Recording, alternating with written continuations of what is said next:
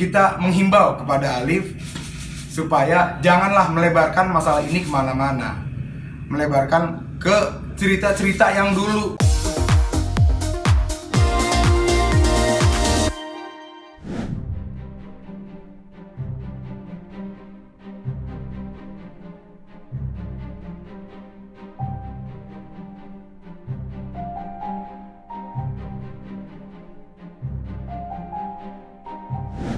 Gini, permasalahan antara Alif dengan Aska tidak bisa terlepas dengan permasalahan utama, yaitu dulu adanya dugaan KDRT yang sudah dilaporkan di Polres Jakarta Selatan. Nah, kemudian saat ini memang laporan tersebut sudah dicabut karena ada permintaan maaf dan ada kesepakatan untuk berpisah baik-baik waktu itu.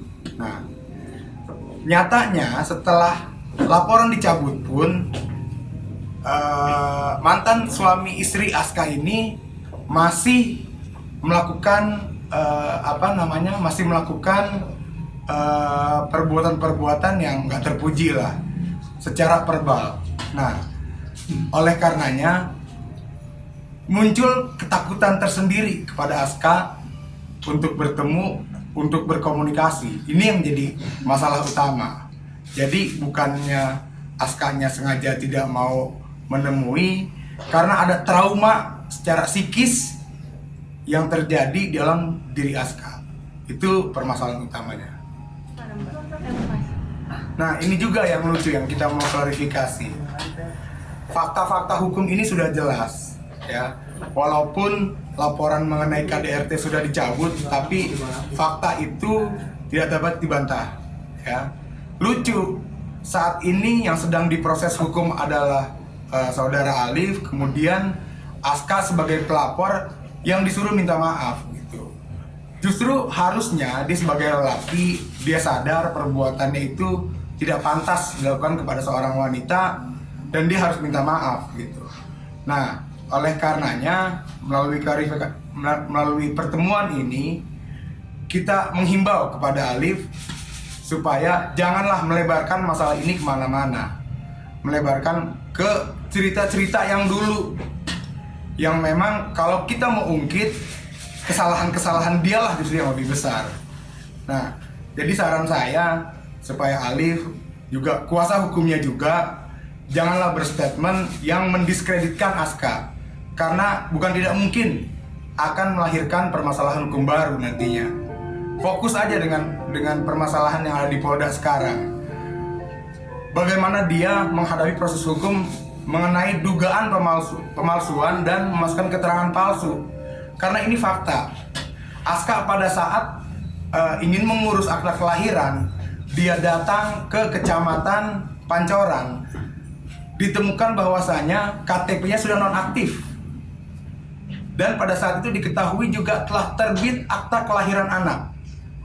Nah, KTP-nya tidak aktif ini beralih ke Kecamatan di Gambir, Jakarta Pusat.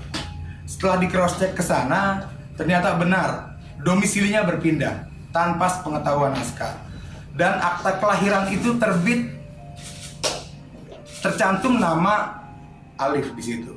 Nah, kita sama-sama tahu bahwasanya pernikahan Aska dan Alif itu adalah siri. Namun beberapa waktu lalu Alif sempat mengajukan namanya isbat nikah. Isbat nikahnya ini ditolak. Jadi kalau ada pernyataan kemarin, putusan pengadilan membolehkan dia untuk bertemu anak, itu tidak benar.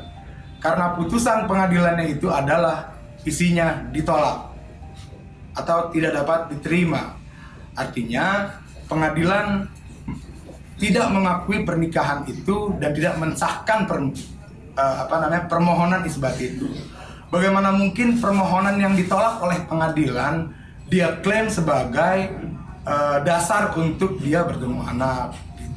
Kalau memang mau bertemu baik-baik secara keluargaan, it's okay. Cuman jangan juga mengklaim bahwasanya dia sebagai bapak sah yang diakui oleh hukum. Alif juga sempat membuat statement katanya kasus ini cenderung dipaksakan gitu oleh pihak Aska karena sampai mohon maaf 4 kali ganti lawyer. Alif bilang seperti itu. Jadi cenderung memaksakan, ingin sekali Alif menjadi tersangka dan Alif ditahan. Itu seperti apa emang tanggapannya, Bang? Gini, kemarin juga ada pernyataan dia yang menyatakan bahwa Aska ini tidak terima proses hukum dilanjutkan terus. Ini sih yang saya mau sampaikan, bahwasanya proses hukum ini adalah bagian dari penegakan hukum.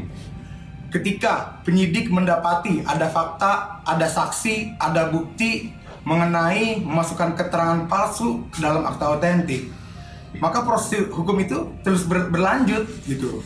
Bahkan kita berharap supaya kasus ini tidak berlarut-larut.